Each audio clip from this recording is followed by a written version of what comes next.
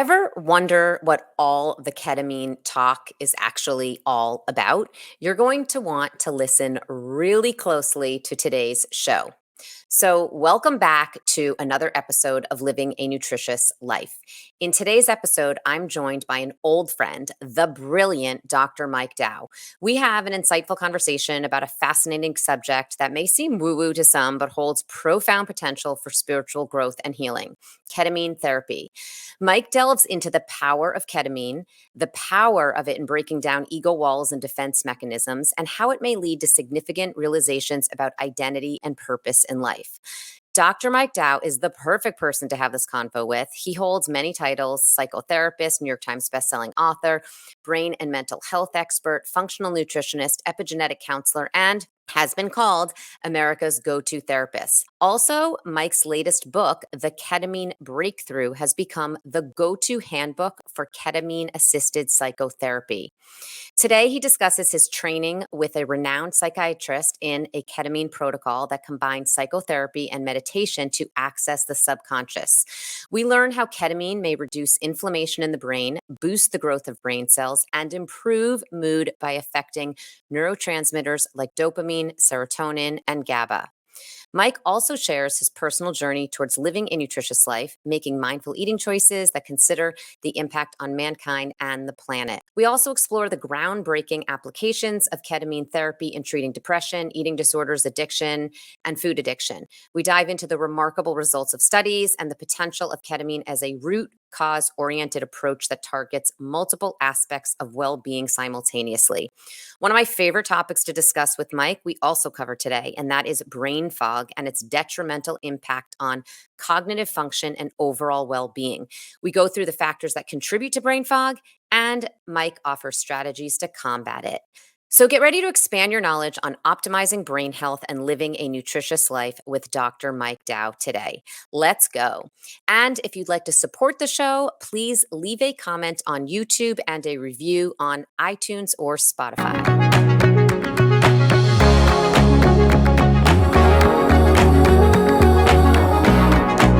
All right. Hello, Dr. Mike Dow, the amazing, famous, incredible, one and only Dr. Mike Dow. I am so beyond thrilled to be chatting with you today.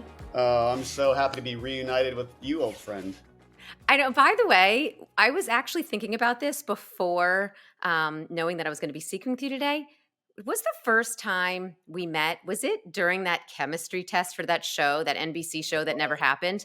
But Yeah, was that our first time meeting? our very first meeting, because that was my first year in television. So I know that was the first time we met, because Okay. I think you were in TV maybe a few years before that, but that was my first year. And man, had that show gone, I feel like it would have been me and you co-hosting. Uh, Me and you against the world. I know that was, by the way, I think that was 2009 or 10. I mean, that was a really long time ago. Anyway, so was. funny. I was thinking back. Anyway, so it has been amazing knowing you throughout these years. So You, incredible to reconnect right now. yep. You have done so many incredible things. I want to dive in today, starting with a topic that I know you know so much about because I know you've written multiple books on. Let's get into brain fog.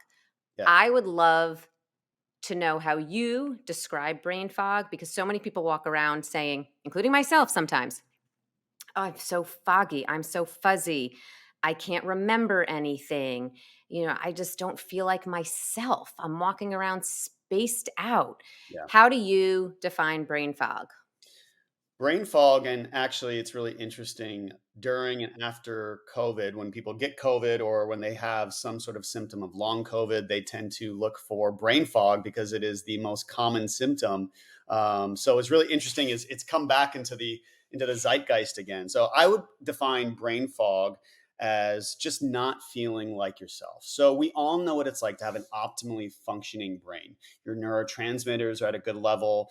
Your brain is not shrinking with a Western diet. Hopefully, you're supporting your brain with the foods that we know can help to maintain brain volume, less pro inflammatory omega 6s, more anti inflammatory omega 3s. Really giving your brain challenges, right? Because because neurons that fire together wire together, and like any other muscle, like your biceps, if you just don't use it, it atrophies. So if you can use it, you can improve it, you can change it. So if you are, because the brain is our most complex organ, we've got to mind the neurotransmitters, we've got to mind the inflammation, we've got to mind the new connections, we've got to challenge the brain each and every day. And when there's something like an infection or aging or Western diet, all of those factors can contribute to brain fog. I know, the pillars that you talk about all the time: sleep, managing stress, all of them sort of synergistically add up. And I know you know this, when it comes to health, 1 plus 1 doesn't equal 2. It often will equal 5, and 1 plus 1 plus 1 is Yes. 25.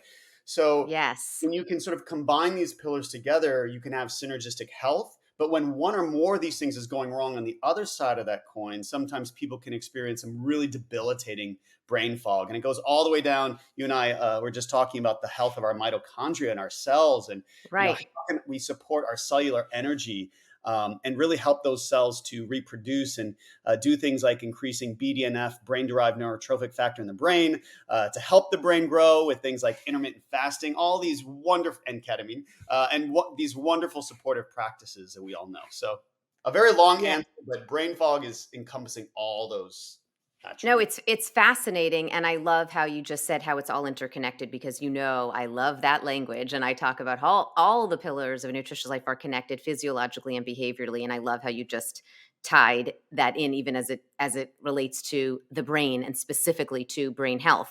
Yeah. You mentioned the brain shrinking. Can you talk about that a little bit, though? Like, what would someone do? And I think I know some of what you're going to answer with, but Yeah. can you share with everyone what would someone do on a daily basis that they don't even realize they're doing that is shrinking their brain? Let's go from morning to night. So, first of all, you wake up at 5 a.m., you've only gotten 4 or 5 hours sleep, you ate really late the night before, your heart rate variability stayed very low all night, and then you wake up, you're not rested. That is shrinking your brain. You go to a job you don't love, your boss is mean to you, you're miserable there, your stress levels are high, that shrinks your brain. To deal with that stress, and because sleep affects leptin and ghrelin and all these hormones that signal hunger and fullness, you're going to eat that bagel with that cream cheese, with that sugary coffee beverage. All of those blood sugar spikes, they really, really shrink your brain. Not you. Let's say you take that same walk, that same path to work every single day. You don't vary anything in your life. You're not challenging yourself with novel experiences, giving your brain the same thing over and over again. So it's not challenged in any way. That Right. will contribute to brain shrinkage. So the primary site of neurogenesis and also brain shrinkage, where we lose the most volume, is the hippocampus. And we know from a long term, and you and I know in research in food, it's very hard to do food studies, because how do we know Right. exactly what somebody is putting into their mouth day in and day out? So they did this long term study with these brain scans, and then they over the course of years, they really did a thorough assessment of what they were eating. And they found that, yes, as is the hook in my book, the Sugar Brain Fix, sugar, blood Yeah. sugar spiking foods, and those pro-inflammatory foods like those factory farmed meats, those burgers, those industrial oils, those soybean oil is probably the most prevalent. Those foods are really shrinking your brain. And then on the other side of that spectrum, that healthful diet, that Mediterranean, or that whatever that eating pattern is, that includes, whether you're vegan and you're getting the omega 3s from walnuts or chia seeds, or you're eating a plant-based diet with a little bit of meat, or a Mediterranean diet, you're really taming the inflammation, giving your brain what it needs, and that can prime the brain. Then when you pair that healthy diet with new novel experiences, it really helps to make new brain cells, which is really exciting. And it really is incredible what the diet can do for you and what the diet can do for your brain. And Yeah. that's really when I talk about eating empowered, it all comes from this place of eating for, what is this food doing for me? Yeah. And like when you're talking about that, these foods that are helping the brain and creating neurogenesis, it's like it's all about what are foods doing for me? How is this working for me? How is this helping me? Not a food working against me. And so many of those foods that you just mentioned, the inflammatory foods, the highly processed packaged foods, fried food, sugary foods, they're really working against you. So I always talk about, when it comes to eating, in people, especially when they change their lifestyle and their diet, they always think, okay, I can't have that anymore, I can't have that anymore. And I always say, you can have this and you can have this, because it should come from this positive place of, I can have this food, Yeah. I can eat these blueberries that are not only going to be good for my skin and my brain and my heart health. Oh, a byproduct might be weight loss if I have the blueberries instead of a sleeve of chocolate chip cookies. But it's coming from a place of, these blueberries are working for me. And Yeah. when you really think about how foods can work for you in your, again, from brain health to heart health to everything, it's really, it's incredible. And it's coming from a different part of the mind, and how I would sort of pair that and label that through the lens of psychotherapy. I think if we can eat from this higher self, and if our higher inner mother, I'm gonna get a little woo woo here, our inner Get mother, woo woo, get woo woo. I like the it. father figure that I often will have patients, visualize this as sort of this white connected light above you. When do you know that part of you is making your decisions or telling you something? And that higher self is usually wanting to eat the blueberry versus, the inner critic or this self-medicating part of our personality, of our ego, will often say, you're in pain. You need those fried foods. You need that packaged food. You need to feel good. And if we can kind of then pair, everything that you do and everything that I do, it's so interesting how Right. it goes so nicely together. Absolutely. And that's why I always start with someone, with changing the mindset first. Because when you can change the mindset, which you know more about than I do, but when you change that mindset, everything else is so much easier to put into action. The why before the what, right? Right. So a lot of people, obviously, anybody eating fast food, supersized combos knows that they are doing something bad for them, right? They know that. If you're Right. smoking a cigarette, you know that that is not good for you. So I think strategies, the what, they are helpful if you can help people find things that are good for them that they also simultaneously like.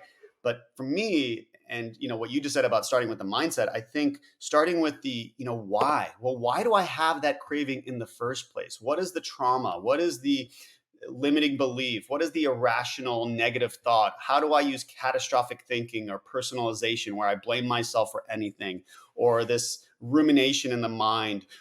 What is the relationship between the way that I feel and what I'm going to eat? And when you can really illuminate that for people, it starts to feel easy and doable and something Oh, maybe they want to do.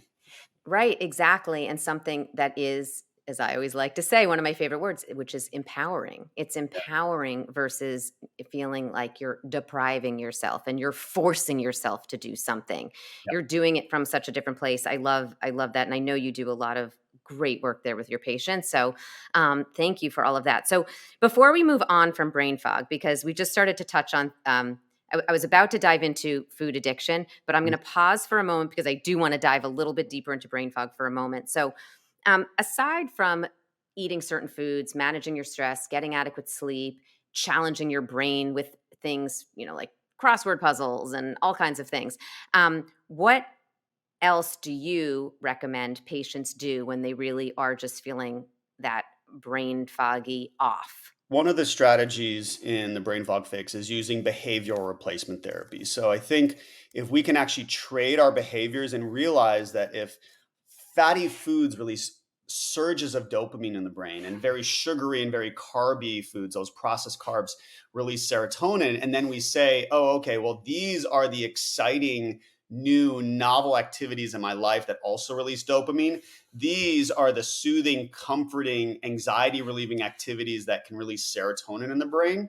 If we can start by what we're adding to our life, in our daily life, a hobby, an activity, something that we want to do, then it becomes far easier, right? So it's not just about Right, trading this food for that food. That's a piece of it. But it's right, also, how can I support my neurochemistry, my optimal levels of serotonin and dopamine with what I'm doing? And then, also a next level approach, how can I support everybody's talking about mitochondria, everybody's talking about gut health.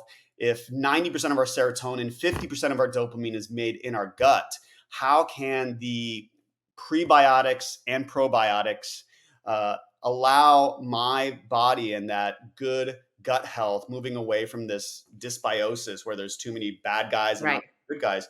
How can that also feed my gut so that I'm not in this sort of slow and sustained way? So all of these foods, these fibrous foods, these probiotic rich foods are then making slowly, not in a, not the hit that you're going to get Right. from a piece of candy, sort of surging serotonin or dopamine in the brain. If I can get that serotonin and dopamine low and slow with activities, with the healthier foods, eventually I kind of compare it to a nicotine patch for a smoker. You're getting the same chemical in a different way.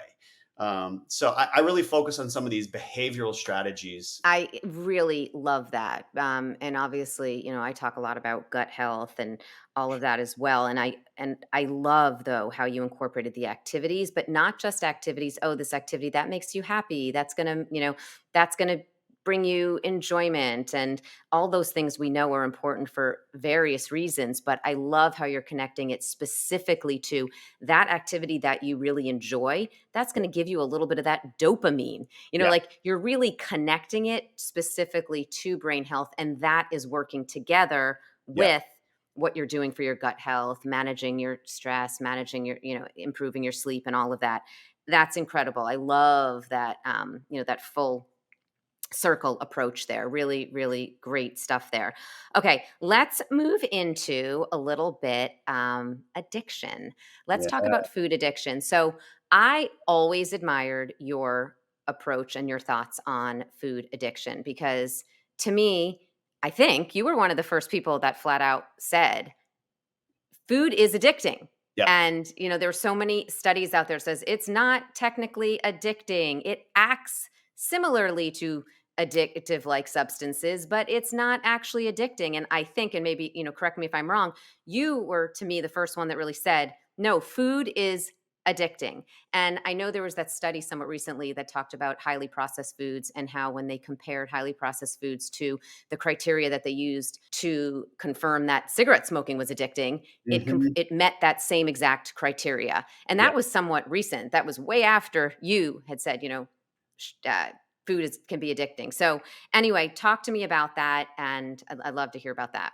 It was controversial when I said it, right? So when I was hosting that Yeah. TLC show, Freaky Eaters, people would come at me and they would say, "That's not really an addiction, though, right?" And I would say, what are the hallmarks of addiction? We have Right. tolerance, needing more and more of the same substance to give you the same result, and we have withdrawal. So what happens when people go cold turkey from that fast food, everyday food? Do they feel irritable? Do they have mood symptoms? Yeah, they really do. And once you start eating these foods, do we also see tolerance? Do we see people who tend to eat that way? Do they tend to eat more and more that way as time goes on? Yeah, they do. And are there these emotional underpinnings that whether they're a part of AA, NA, or Food Addicts Anonymous, the feeling of being powerless against Right. that drug of choice. And for some people, it's heroin. For other people, it's food. And it's a process addiction. So it's not using, even though I really do view food as a drug. And when you look at the way Right. foods, especially these unhealthy foods, flood the pleasure centers of the brain with dopamine in Hmm. the same way that cocaine would, it's really setting and priming the brain, your lifestyle, everything you're doing up for addiction. And it's hard because food is everywhere. A heroin addict doesn't have Right. to be confronted with heroin breakfast, lunch, and dinner. But when you're addicted to food, and many of us are, I would say most Americans are addicted to food, it's really, really hard to step away. Right. We have to have a relationship with food. Yes. And if you're an alcoholic and you break ties with alcohol, I'm not saying, and this is not my expertise either, but I'm not saying that that is not difficult. And I know it's a challenge every single day. People would probably say every second of their life to make the choice not to drink. Yeah. However, it's a different relationship. You can cut that relationship completely. And with Right. food, you have to have a relationship with food. Yeah. And you should have a relationship and you want to have a relationship with food. That's a shift. It's moving away from this black or white yes or no to, oh, it's so gray area. And that can be really challenging for people. Very difficult for people, especially people that have sort of lived in that world of black and white eating, Yeah. on or off, all or nothing, good or bad. Right. It can be very, very difficult. So, how do you determine if someone is addicted to food? I'm sure you have lots of patients that come in and say, "Oh, I'm addicted to food. I'm addicted to candy. I'm addicted to cookies. I'm addicted to bread." I'm sure you have a lot of people that say that. How do you actually determine if you think someone is truly addicted? And then, what is your process for helping someone to break that addiction while still having a relationship with food? Yeah.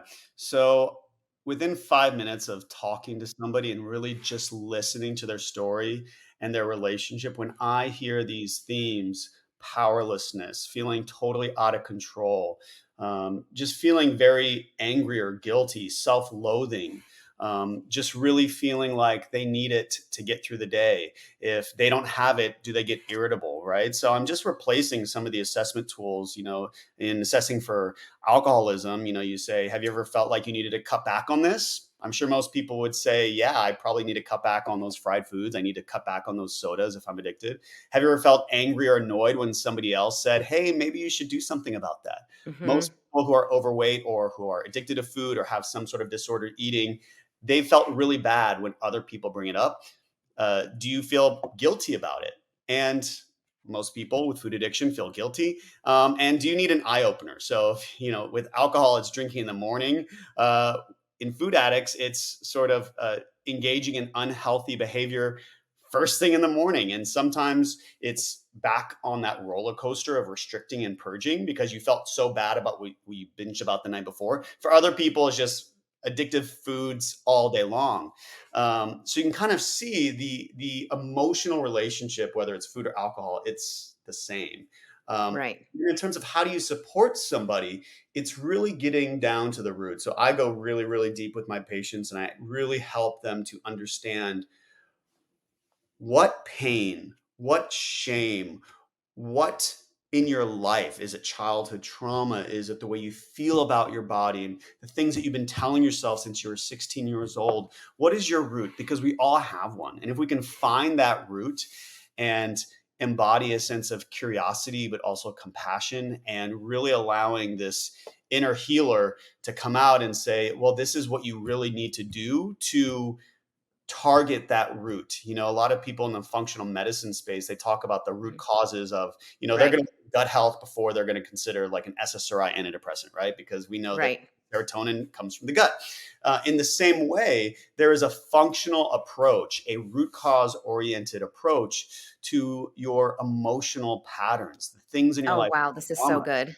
right? And if you can actually find the root, and for some people, it's big T trauma, it's sexual, physical abuse, neglect. For other people, it's these small T traumas, these divorces, the stress, this transition, and the way that you felt about yourself at that time, still feeling like that 16-year-old high school girl being shunned by the popular girls and going to food that first time, and then your brain creates this association where it is paired this emotional experience of not feeling accepted and good enough and cool enough and pretty enough with medicating that with food. And if you can actually go back, and that's what I help people do with deep psychotherapy, with ketamine, uh, it can actually, I know, what does ketamine assisted psychotherapy and nutritious life, how do those go together? Well, they do, because for so many people, especially people who have a lot of disordered eating, there is 99% of the time some really, really deep trauma that needs to be unearthed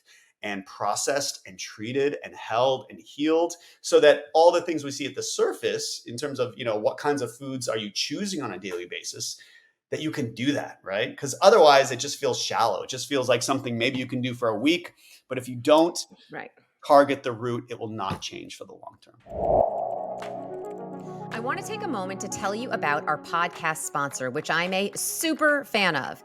In today's fast-paced go, go, go world, it's so easy to get overwhelmed and lose focus, especially when you're trying to accomplish critical tasks that require a sharp mind. If you're looking for a way to support your brain health and stay on top of your game, if you know me at all, you know I'm always looking to do that. Well, then you want to know about cognizant citicoline. This nutrient helps support brain function, and it plays a vital role in nourishing and protecting brain cells. Cognizin citicoline can help support focus, memory, and attention, promote cognitive performance, and support overall brain health. It's also known for its ability to support brain energy and is backed by numerous studies that show its effectiveness. Whether you're a student, a busy professional, a multitasking parent, or anyone looking to optimize mental clarity and sharpness, adding Cognizin citicoline to your daily routine can help you achieve those goals and support your brain for the future. It can be found in many different products, including chewables, gummies, beverages, and even cold brew coffee. Visit cognizin.com for exactly where to find this ingredient, and don't forget to look for Cognizin on the label. What kinds of foods are you choosing on a daily basis that you can do that, right? Because otherwise it just feels shallow. It just feels like something maybe you can do for a week, but if you don't Right. target the root, it will not change for the long. Absolutely. And you get so deep in that with ketamine. So let's dive right into ketamine. You obviously just wrote the book, also, The Ketamine Breakthrough. So for all of you listeners, you should definitely check out Mike's book. Dr. Mike's book, The Ketamine Breakthrough. But why don't you tell us? Actually, you know what? I should have asked you at the very beginning, and I didn't, because I know your background. But Yeah. can you share just your story a little bit? Maybe just dive in, like how you even got into this field, and then now how you ended up. Obviously, you wrote the books, The Sugar Fix, The Brain Fix, The Brain Fog Fix. Anyway, uh, and now you wrote The Ketamine Breakthrough. Like, how did you go from A to B? Like, how did you get from here, from where you started to the ketamine, to doing ketamine and doing all of this? And tell us about Oh it. yeah, what a great, incredible ride it's been. So back in the day, all the way back to high school, my brother suffered a massive stroke when he was just 10 years old. I spent a lot of my high school in pediatric hospitals with him. His recovery was long. It was difficult on my family, but I also saw the brain's power to heal. So I had this seed of compassion planted in my heart, and I also saw my brother overcome what doctors told him was impossible. They said he would never live an independent life, that his stroke was so bad. One doctor said, well, you should probably just put him in a nursing home for the rest of his life. So I Wow. saw my brother's recovery, and I just remember thinking, wow, there's something miraculous about the brain. And Hmm. so that really planted the seed for me to become a psychotherapist. I have a master's in marriage and family therapy, a PsyD, a doctorate in psychology, a PhD in sexology. I also do a lot of sex therapy. And then people really knew me from my first book, Diet Rehab, and my TLC show, Freaky Eaters, where I was the guy who was targeting the strange food addictions. And if somebody's addicted to eating toilet paper, well, let's have Dr. Mike on the talk show, and Keri would be in the next segment on these shows talking about we'd go something we'd else. go right into pica. Totally. And sometimes we do segments together. And I still do a lot of that. So I still work with disordered eating, and I treat a lot of binge eating disorder and, some strange or unique presentations, because you and Hmm. I know that eventually there are people who don't fit into these neat little tidy boxes of like, oh, well, I have binge eating disorder. Sometimes you have these other disorders or other syndromes or trauma that's related to OCD and control. And then the OCD gets manifested in how you eat. So it really, as you untangle this, it Right. becomes very complex. So cut to me 4 years ago, and because I write so many books on brain health, I just kept seeing the research, coming out of the most prestigious university hospitals, Johns Hopkins, New York Times articles on psychedelic assisted psychotherapy, what it does for the brain. So of course I had no choice but to research it. And then I got Right. and my training in ketamine assisted psychotherapy was mostly experiential. So for a week, we take turns taking the medicine and being the quote patient, and then being the person's therapist and guiding them through that Wait, experience. you say we. Who's we? It was a group of 30 physicians, so Okay. MDs, Okay. therapists, PhDs. So all these doctors are sitting in a room taking ketamine together for a week. Okay, no, I wanted to clarify. That's what I thought you were saying, but I'm Yeah, like, I gotta make sure I'm understanding the we here. yeah. So Okay. Okay. I'm in this training. This renowned psychiatrist who really started to train all the practitioners in the US to use this protocol. And Keri, I was just blown away. I was blown away by how quickly it kind of felt like 5 years of psychotherapy and meditation put together and just taking you back to going back to that root and these So aha incredible. moments. And it's almost like it just opens the door to your subconscious and that part of you that knows exactly what needs to change. And it takes the defenses of the ego that, sure, I can chip away with psychotherapy at those defenses. But sometimes it takes me a long time and the person has to be ready to do it. And people just want that change or they need that change, right? It's literally killing them eating these addictive foods day in or day out and they can't do it. They can't change. They've tried this med, they've tried that med, they've tried this eating program, they've tried this and nothing is working. And for people with very severe depression, very severe anxiety, very severe trauma, um, ketamine is really like functional medicine preaches that root cause approach. What I love about ketamine, this is what ketamine does in the brain. This is why it works. Number one, it reduces inflammation in the brain, like healthy eating. Number Incredible. two, it boosts levels of BDNF, brain derived neurotrophic factor, which is miracle grow for the brain, so that all those brain Right. cells you and I were talking about in the hippocampus, they can start to grow more quickly. So you're reversing the atrophy from the trauma or the unhealthy eating, which is a root cause of the depression. Hmm. It lifts all your neurotransmitters. So it lifts all the feel good ones. It lifts levels of dopamine, of serotonin, of GABA all at the same time by targeting this excitatory neurotransmitter, glutamate, and it really enhances the connectivity. So you have these spiritual, mystical experiences because it's turning off the default mode network. The default mode network is what your brain defaults to when you're not doing anything, when you're not involved in, typing an email, you're just sitting alone with your thoughts. It's associated with your ego, and everything is about me, me, me, me, me, right? And people who have a very overactive default mode network, they tend to ruminate and worry and get caught in these catastrophic intrusive thoughts. So ketamine teaches that person how it feels when that part of your brain has not taken over. It really allows these other parts of ourself, a higher self, to come in so that when the ego is trying to defend itself or self-medicate with food or defense mechanisms, it allows some space for some higher part of us that has always been there, maybe in the background. And it also helps people, Keri, I think a lot of people misidentify if they are a food addict, that the addict Hmm. is them. So yes, if you go to a 12-step meeting, you will identify as a food addict, but that part of your ego is not the fullness of who you are.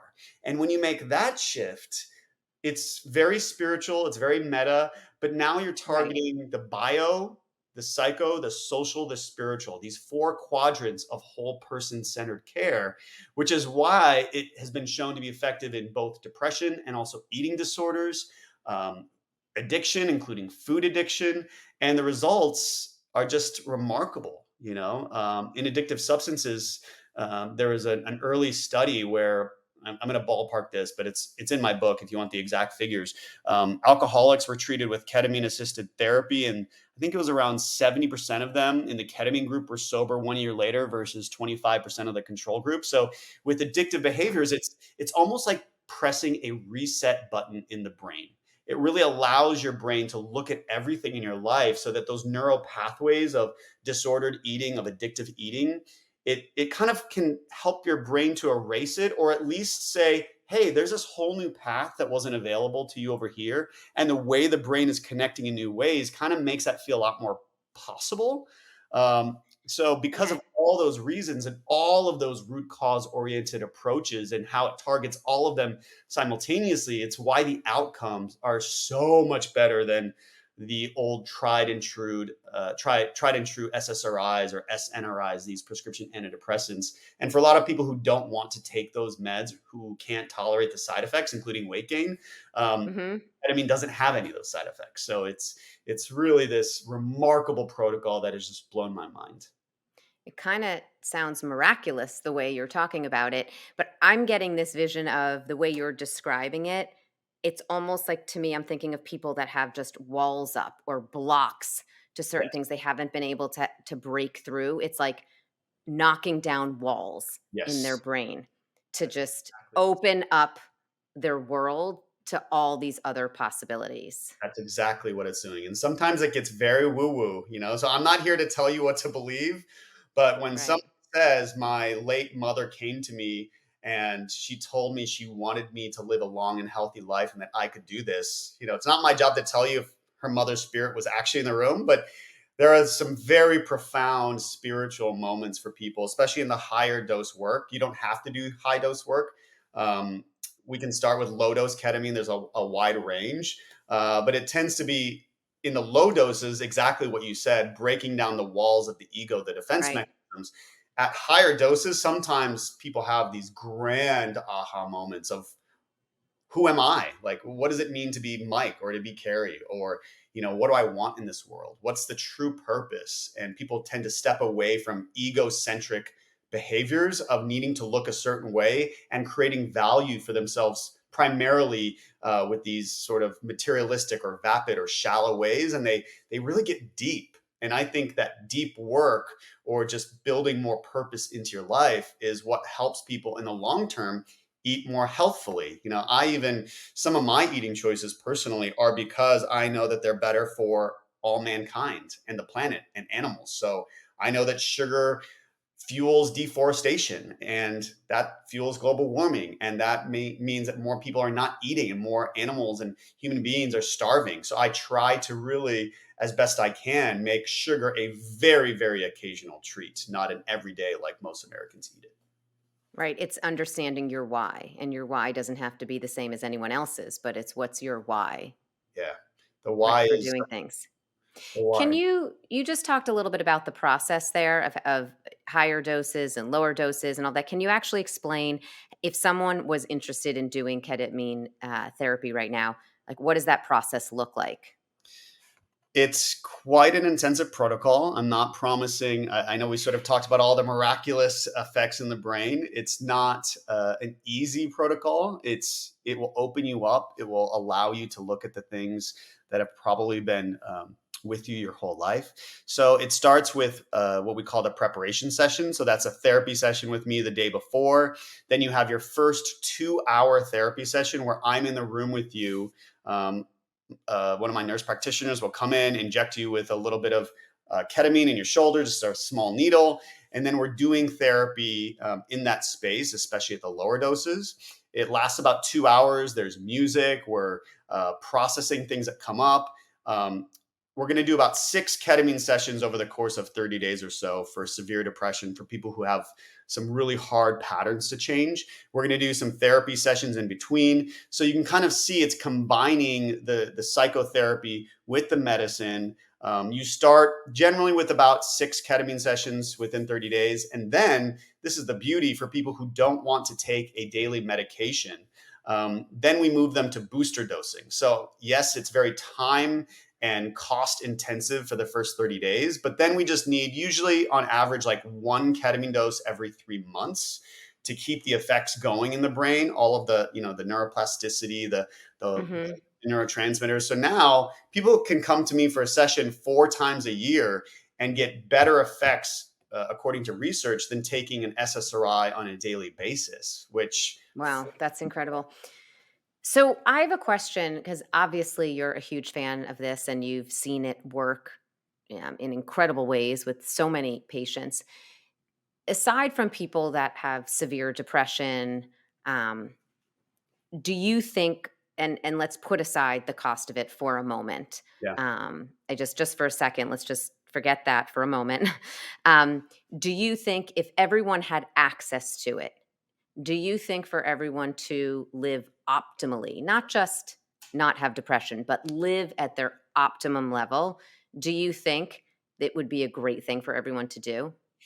I know I just there was a lot of caveats there, but Yeah, yeah. just I'm trying to understand, like, would this actually be an Yes. amazing thing for everyone to For, do? not, for about 90% of the population, yes.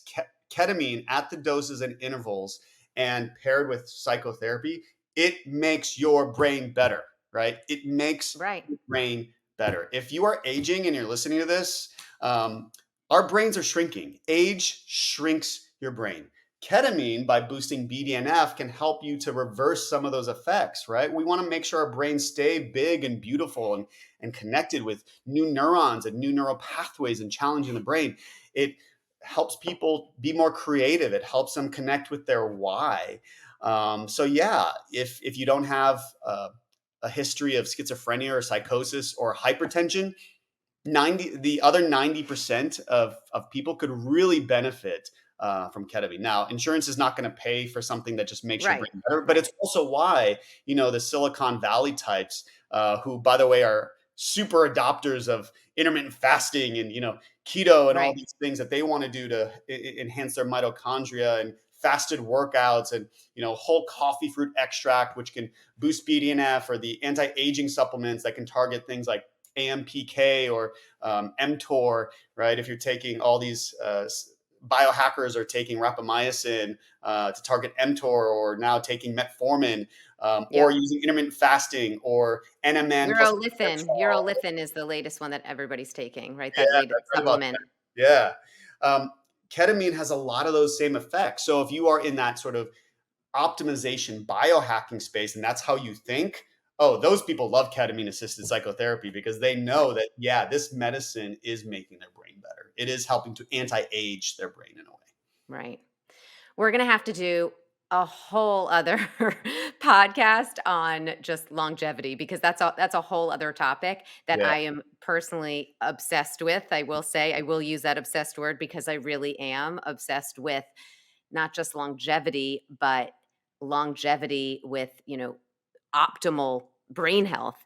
Yeah. And, I feel like everything, not everything, but almost everything I do when it comes to a healthy lifestyle right now is for optimizing brain health and function and cognition and staying sharp and young. And of course, I'm also thinking about other things like bone health and heart health and all of that. But for me, the core focus, the number one, like the priority, is brain function and just staying sharp and young. So yeah, we might have to have a whole other conversation on that.